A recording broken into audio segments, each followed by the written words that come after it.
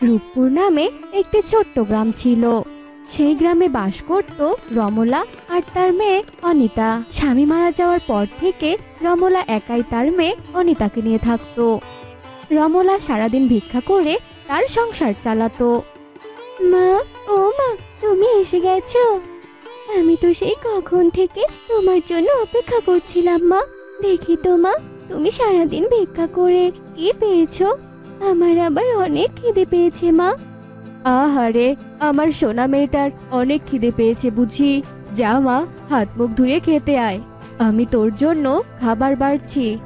জানিস মা, আজ আমি ভিক্ষা করতে গিয়ে দেখি একটা অনুষ্ঠানে সবাই ভালো ভালো খাবার খাচ্ছে, আর তখন গিয়ে আমি একটু খাবার চাইলাম, আর দেখ মা, ওরা আমাকে কত খাবার দিয়েছে। খাবার দেখে তো অনিতা ভীষণ খুশি হয়, আর দৌড়ে গিয়ে অনিতা হাত মুখ ধুয়ে আসে, আর রমলা তাকে খেতেও দেয়।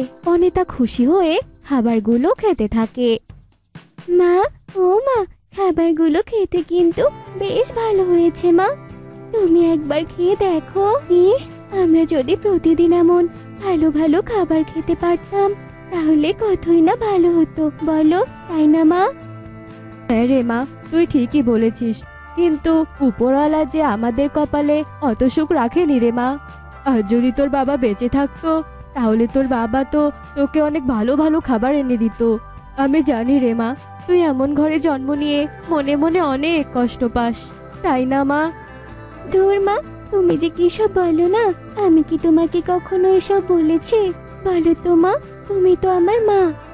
তুমি আমার মা, আর তুমি আমার বাবা। তুমি আমার সব মা। আর তুমি যদি এগুলো ভেবে কষ্ট পাও তাহলে কিন্তু আমি এই ভালো ভালো খাবারগুলো আর খাবো না। না না মা, আমি আর কখনো এসব বলবো না। আমার ঘাট হয়েছে, এবার খেয়ে নে মা। এভাবে অনেক হাসি মজা খুনসুটিতে দুই মামের দিন ভালোই কাটতে থাকে। এভাবে কয়েকদিন চলার পর একদিন রমলা অনেক অসুস্থ হয়ে পড়ে। মা, তুমি তো এখনো অসুস্থ, তুমি বিছানাতেই শুয়ে থাকো মা। তোমাকে আর ভিক্ষা করতে যেতে হবে না। আজ থেকে আমি ভিক্ষা করতে যাব মা। আর এই অবস্থাতে তুমি যদি আবার ভিক্ষা করতে যাও তাহলে তো তুমি আরো অনেক বেশি অসুস্থ হয়ে যাবে মা। তার চেয়ে ভালো তুমি শুয়েই থাকো। এরপর রমলা অনিতাকে অনেক আটকানোর চেষ্টা করলেও অনিতা তার কোনো কথা না শুনে রমলার সেই পুটলি আর ভাঙা থালাটা নিয়ে ভিক্ষা করতে চলে যায়। এরপর অনিতা পথে হেঁটে হেঁটে ভিক্ষে করতে থাকে। কাকু, ও কাকু, দাও না কত টাকা, আমার মা যে ভীষণ অসুস্থ, বিছানায় পড়ে আছে। তুমি আমাকে কত টাকা দিলে আমি আমার মায়ের জন্য ওষুধ নিয়ে যাব কাকু। ও কাকু, দাও না কত টাকা গো। আরে যা যা যা বলছি এখান থেকে। কোথা থেকে যে এরা আসে কে জানে, যত সব। আবার কত সুন্দর করে মিথ্যা কথা বলে দেখো। আমাদের মতো মধ্যবিত্ত লোকদের ওদের মতো ছোট লোকদের সাথে কথা বলাই তো উচিত না। যা যা বলছি এখান থেকে। এসব কথা বলে লোকটা সেখান থেকে চলে যায়। আর এমন কথা শুনে অনিতা অনেক কষ্ট পায়। আর কষ্ট পেলেও যে তার কিছু করার নেই সেটা তো অনিতা খুব ভালো করেই জানতো। তাই কিছু না মনে করেই সে আবারও ভিক্ষা করতে শুরু করে। আর সারাদিন ভিক্ষা করে সে কিছু টাকা আর খাবার পায়। বাড়ি ফেরার সময় সেই টাকাগুলো দিয়ে কিছু ঔষধ নিয়ে যায়, আর খাবারগুলো দুই মামে ভাগ করে খায়।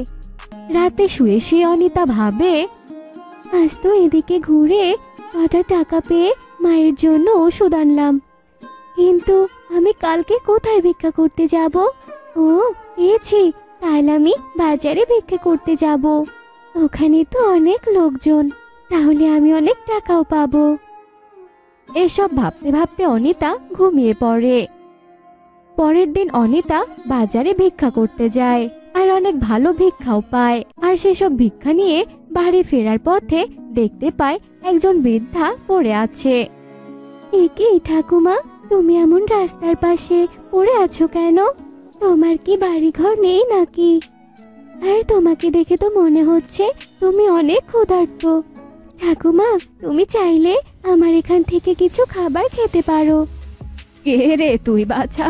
আমাকে পড়ে থাকতে দেখে এসব কথা বলছিস?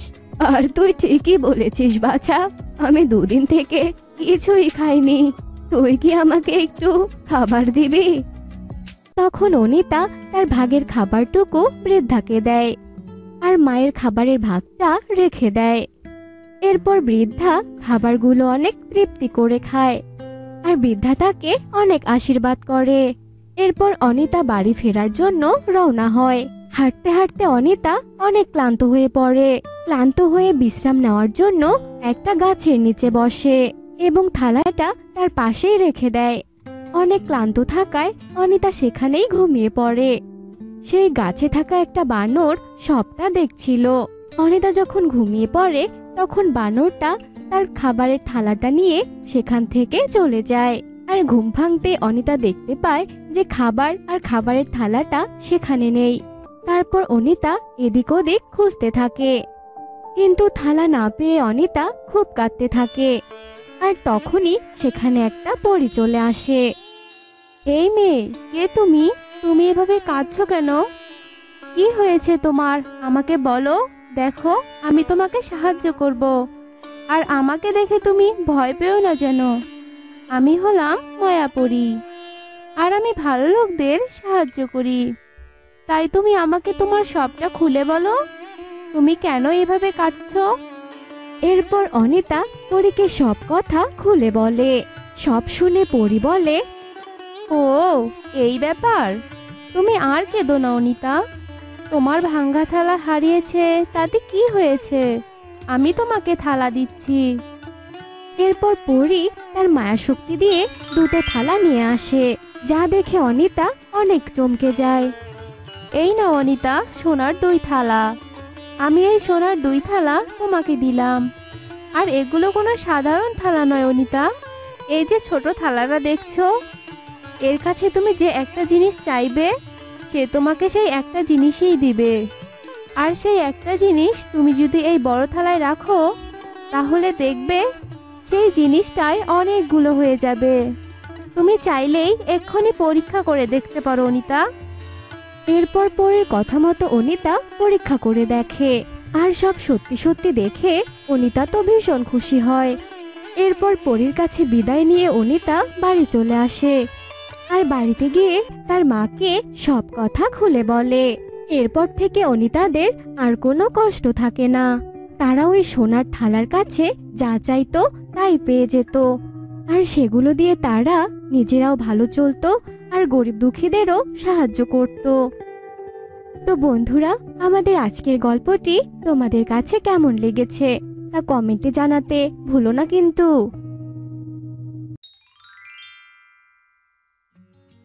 ওঠো মা, ওঠো, সন্ধে হয়ে এসেছে যে। এই ভর সন্ধেবেলা তোমায় আর এভাবে শুয়ে থাকতে হবে না মা। সারাদিন তো একটানা শুয়েই থাকো।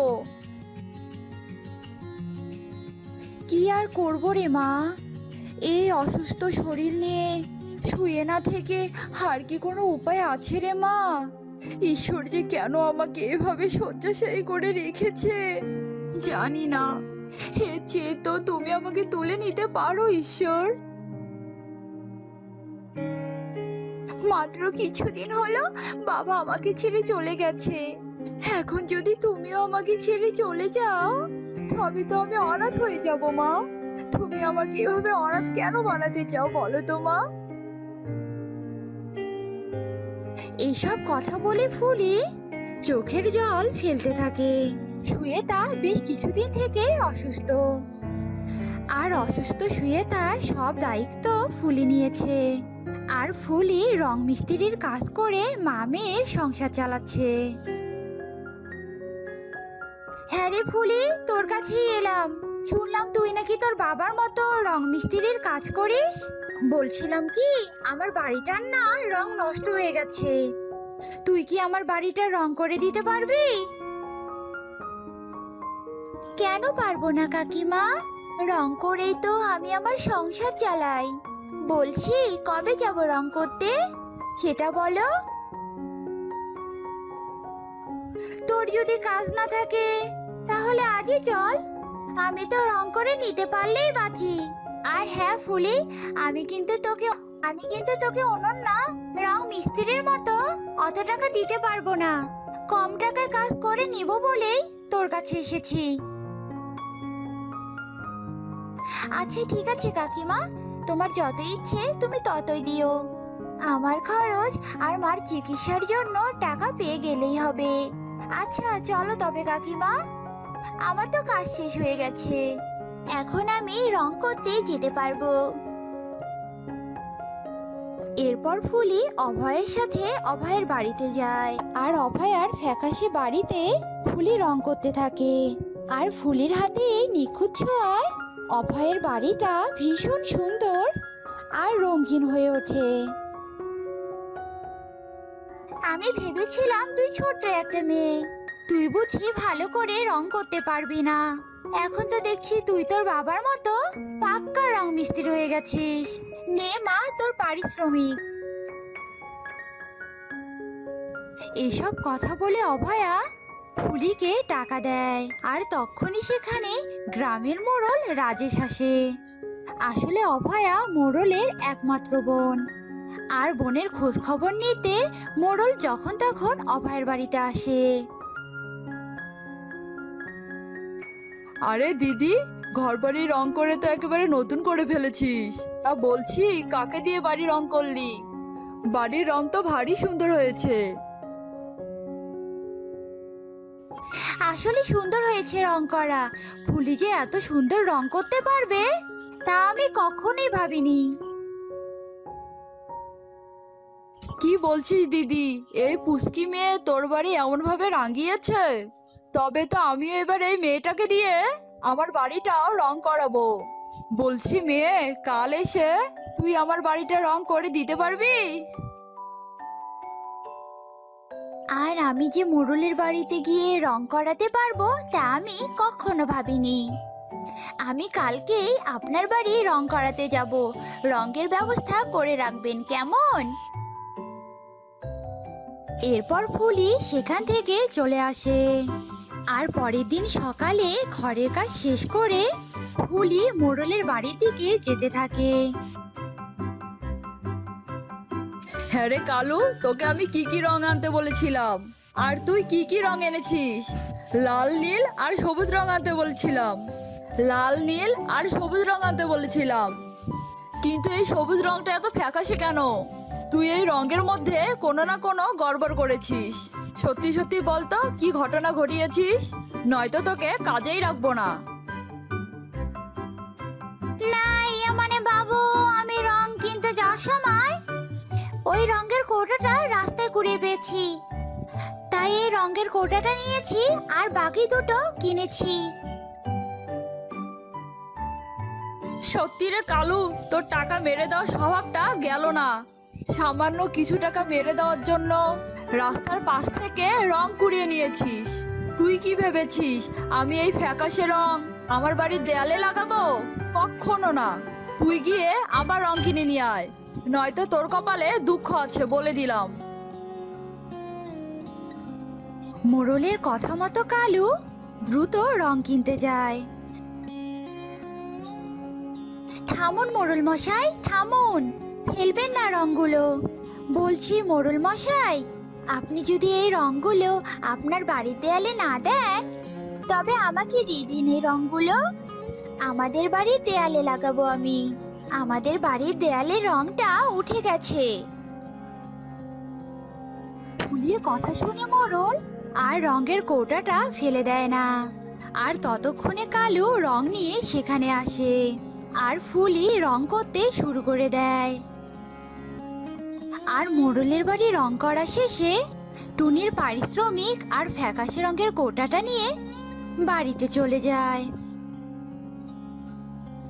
বেশ কদিন থেকে তো ভালোই কাজ করলাম, বাজার করেছি, মায়ের জন্য ওষুধও কিনেছি। আজ বরং আমি আমাদের বাড়িটা রং করে ফেলি।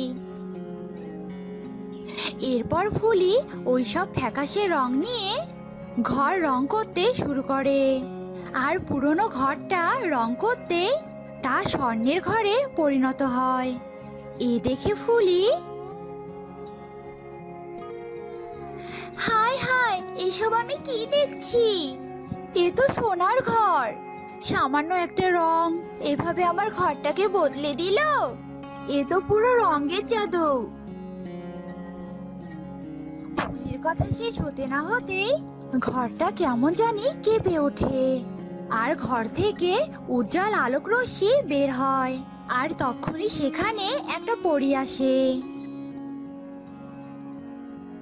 উফ বাবা, জোর বাঁচলাম। তুমি সত্যি গো অনেক ভালো মেয়ে। আর তুমি আমায় মুক্ত করে আমাকে বাঁচালে। আসলে কদিন আগে এক শয়তান তান্ত্রিক আমাকে ওই রঙের কৌটায় বন্দি করে রেখেছিল, আর অভিশাপ দিয়েছিল যে ওই ফ্যাকাশে রং যদি কেউ দেয়ালে রং করে তবে আমি ওই রঙের কৌটা থেকে পুনরায় মুক্তি পাবো। অবশেষে তুমি তোমার ঘরের দেয়ালে ওই রং করে আমায় মুক্ত করলে, আর আমার প্রভাবে এই রংটা জাদুই হয়ে গেছে, আর তোমার ঘর স্বর্ণে পরিণত হয়েছে।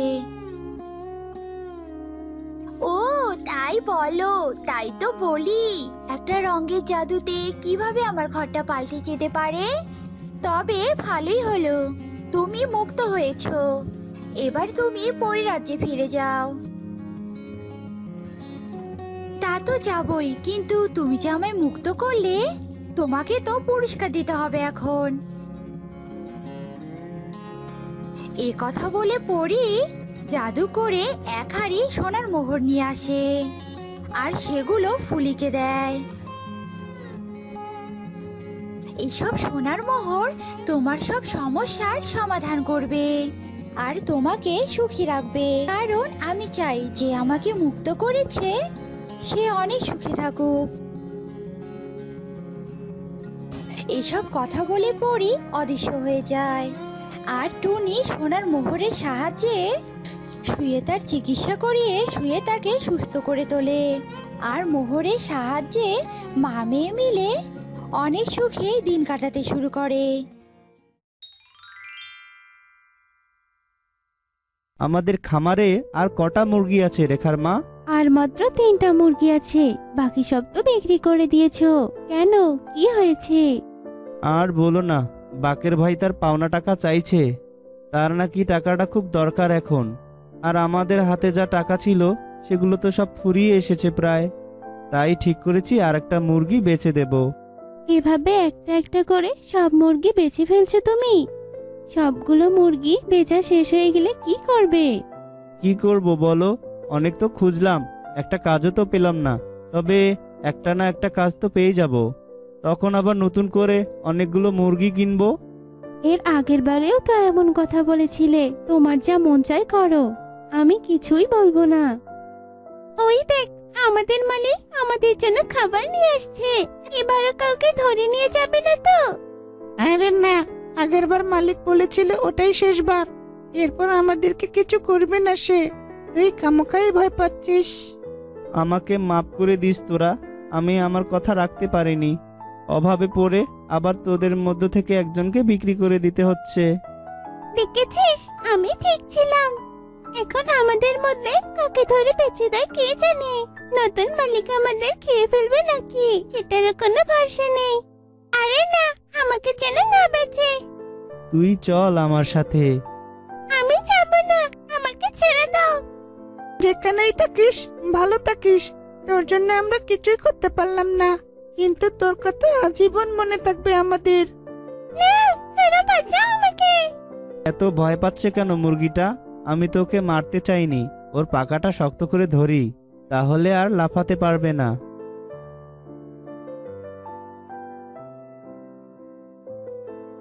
মালিক ওকে নিয়ে চলে গেল, কবে জানি আমাদেরও পালা আসে। তখন না আমাদের জন্য মালিক কোনো একটা ব্যবস্থা করেই ফেলবে। নিজের চোখের সামনে এমন ঘটনা দেখার পরেও তুই এই কথা বলছিস কেন? এই, তুই থাক তোর মতো, আমি বিশ্রাম করতে গেলাম। দাঁড়া, তোর কথাই যদি সত্যি হয় তাহলে কি আর আমাদের এখানে থাকা ঠিক হবে? মানে কি বলতে চাইছিস তুই? তুই কি এখান থেকে পালিয়ে যেতে চাস? হ্যাঁ চল, আমরা দুজন এখান থেকে দূরে কোথাও পালিয়ে যাই। পাগল হয়ে গেছিস তুই? কোথায় যাব আমরা? যাই হোক, আমি আমার বাড়ি থেকে কোথাও যাব না। তোর যেতে মন চাইলে তুই যা, আমি তোকে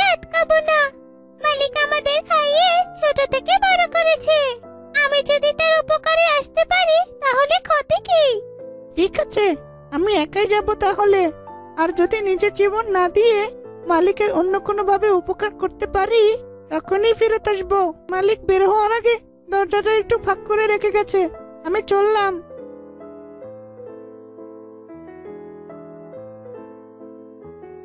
দেখ দেখ, ওই বোকা মুরগিটা মনে হয় পথ হারিয়ে ফেলেছে।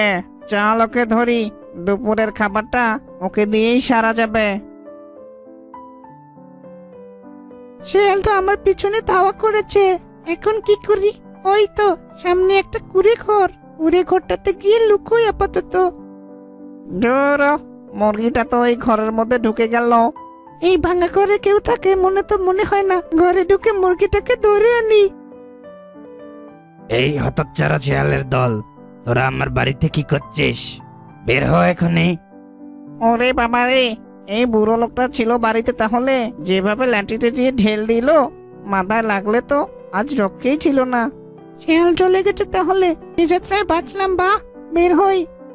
এই মুরগি দাঁড়া, তোকে দেখে তো মনে হচ্ছে না তুই কোনো জঙ্গলের মুরগি। এখানে কেন এসেছিস? আপনি আমার কথা বুঝতে পারেন? আসলে আমার মালিক ঘরোয়া সব মুরগি অভাবের কারণে বিক্রি করতে ধরেছিল, আর আমি বিক্রি হওয়ার ভয়ে পালিয়ে এসেছি। আজ না হয় তোর ভাগ্য ভালো ছিল, বেঁচে গেলি, কিন্তু এভাবে পালিয়ে আর কতদিন বাঁচবি? যতদিন বাঁচা যায়। ফিরে গেলেও তো জীবন দেওয়া ছাড়া মালিকের কোনো কাজে আসবো না আমি।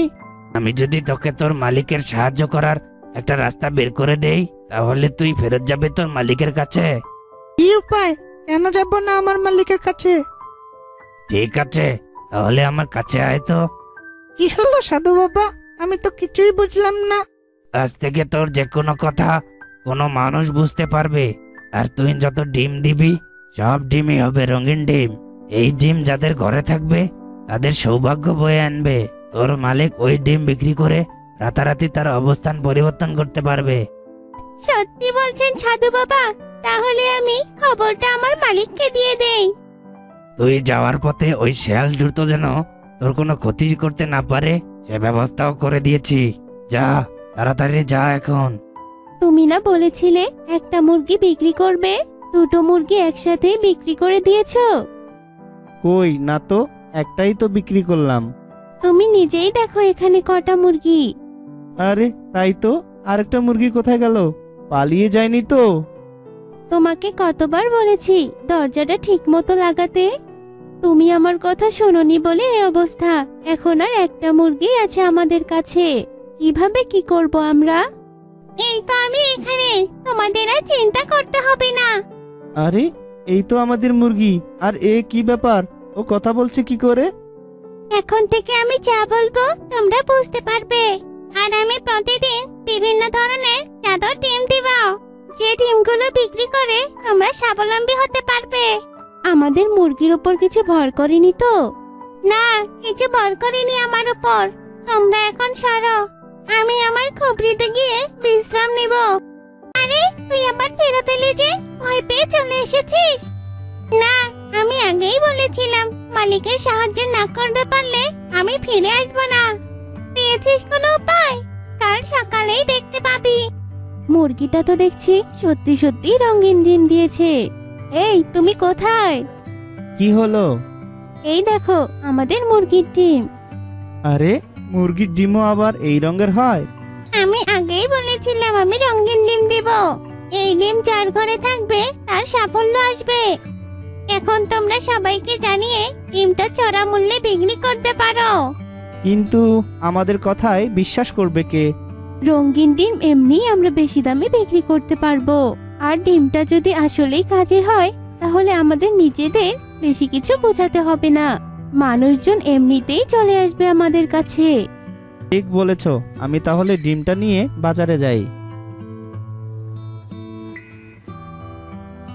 আরে হাসু, মাত্র একটা মাত্র ডিম নিয়ে বসে আছো, তাও আবার রং করা। কি ভেবেছো রং করা ডিম দেখে মানুষ বেশি দামে কিনবে? এটা কোনো রং করা ডিম নয় ভাই, তুমি চাইলে সাবান পানি দিয়ে ধুয়ে দেখতে পারো। তাই তো দেখছি। তাহলে কত নিবে এই ডিম? এই ডিম খেতেও বা কেমন লাগবে? এই ডিমটা খাওয়ার জন্য না, এই ডিমটা যদি তোমার ঘরে রেখে দাও তাহলে তোমার ঘরে সৌভাগ্য আসবে। কি যে বলো! ঠিক আছে, তোমার কথা বিশ্বাস করে একটা ডিম নিলাম, এরপর ডিমটা খেয়ে ফেলবো। বিক্রি করেছো ডিমটা? হ্যাঁ, তবে বেশি দামে না। দেখি আমাদের মুরগির কথা ঠিক হয় কিনা।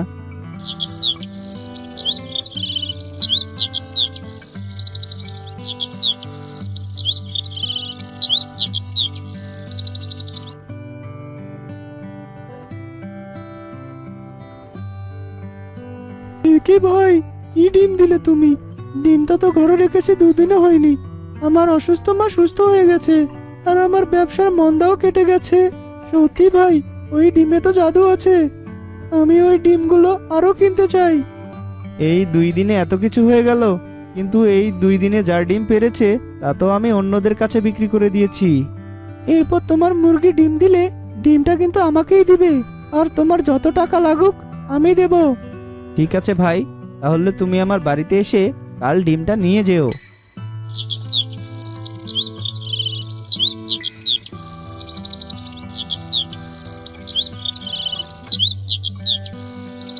লোকটি পরের দিন হাঁসের বাড়িতে এসে চড়া দামে ডিমটি কিনে নিয়ে গেল। পুরো গ্রামে ছড়িয়ে পড়লো সেই ডিমের কথা। সেই ডিম কেনার জন্য সবাই ব্যস্ত হয়ে উঠল। হাসু ভাই, কাল যে মুরগি ডিম পারবে সেটা কিন্তু আমারই চাই। রংধনুর মতন বিভিন্ন রঙের ডিম লাগবে আমার। ভাবি, আমার মুরগি এক এক সময় এক এক রঙের ডিম দেয়। আমি নিশ্চিতভাবে বলতে পারবো না যে রংধনুর মতো ডিমই পাবেন আপনি। তাছাড়া কালকের ডিমের কথা তো বজলু ভাই আগে থেকেই বলে রেখেছেন। তাহলে পরশুদিন দিও। 1 মাসের আগে আপনি আর কোনো ডিম পাবেন না, অনেকেই সিরিয়াল দিয়ে রেখেছে। আপনার মুরগিকে বলুন বেশি বেশি ডিম পারতে। এভাবে হলে চলে? কত দূর থেকে এসেছিলাম একটা ডিম পাওয়ার আশায়, আমার পুরো দিনটাই মাটি হয়ে গেল। মুরগিটা ছিল বলে আজ আমাদের জীবনে কতই পরিবর্তন এসেছে। মুরগিটার আরো বেশি করে যত্ন নিতে হবে আমাদের, যেন ও ডিম পাড়া বন্ধ না করে। ঠিক বলেছো, যাই ওকে আরো খাবার দিয়ে আসি। দেখছিস কিভাবে আমি উপকার করছি আমার মালিকের? হ্যাঁ, মালিক তো সেজন্য তোকে আদরে রেখেছে। আমার তো কোনো দরকার নেই এখন। আমার জন্য যে তোর জীবন রক্ষা পেল, তুই এতেই খুশি থাক। আসো ভাই, বাড়িতে আছেন নাকি? আরে ভাই আপনি, আসুন আসুন, বসুন। শুনেছি তোমার কাছে নাকি জাদুর ডিম পাড়া এক মুরগি আছে। আমি সেই মুরগিটাকে কিনে নিয়ে যেতে চাই। কিন্তু কোনো কিন্তু না, তোমরা বলো কত টাকা লাগবে তোমাদের। তোমরা যাই চাইবে আমি সব দেব। আচ্ছা একটু দাঁড়ান, আমরা নিজেরা আলোচনা করে আসি। কি বললি? বড়লোক একজন আমাকে কিনে নিয়ে যেতে চায়। ওর সাথে থাকলে তো আমি ভালো ভালো খাবার আর ভালো জায়গায় থাকতে পারবো। ঠিক আছে, তোমরা ওর কাছে আমাকে বিক্রি করে দাও। তোর কি এখানে থাকতে অসুবিধা হচ্ছে? তুই আমাদের ছেড়ে কেন চলে যেতে চাইছিস? আমি আরো ভালোভাবে থাকতে চাই।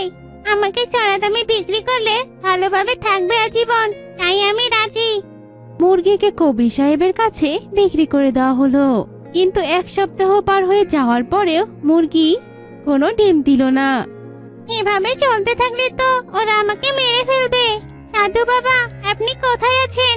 আমার সাথে দয়া করে কথা বলুন। আমি এখান থেকে বের হয়ে আপনার কাছে যেতেও পারছি না। বল, কি বলবি? স্মরণ করেছিস কেন আমাকে? সাধু বাবা, আপনি শুনেছেন আমার কথা? আমি ডিম কেন দিচ্ছি না সাধু বাবা? তুই তোর মালিকের উপকার করতে চেয়েছিলিস বলে আমি তো তোকে ওই ক্ষমতা দিয়েছিলাম, কিন্তু এখন তুই নিজ ইচ্ছায় তোর মালিকের কাছ থেকে দূরে সরে এসেছিস, তাই আর ওই ক্ষমতা কাজ করবে না। কিন্তু আমি ডিম না দিলে তো আমার নতুন মালিক আমাকে মেরে ফেলবে। এখানে আমার কিছু করার নেই, আমি চললাম। না সাধু বাবা, আমাকে বাঁচান। প্রায় 1 মাস হওয়ার পরেও মুরগি যখন রঙিন ডিম দিল না, তখন তাকে মেরে ফেলা হলো।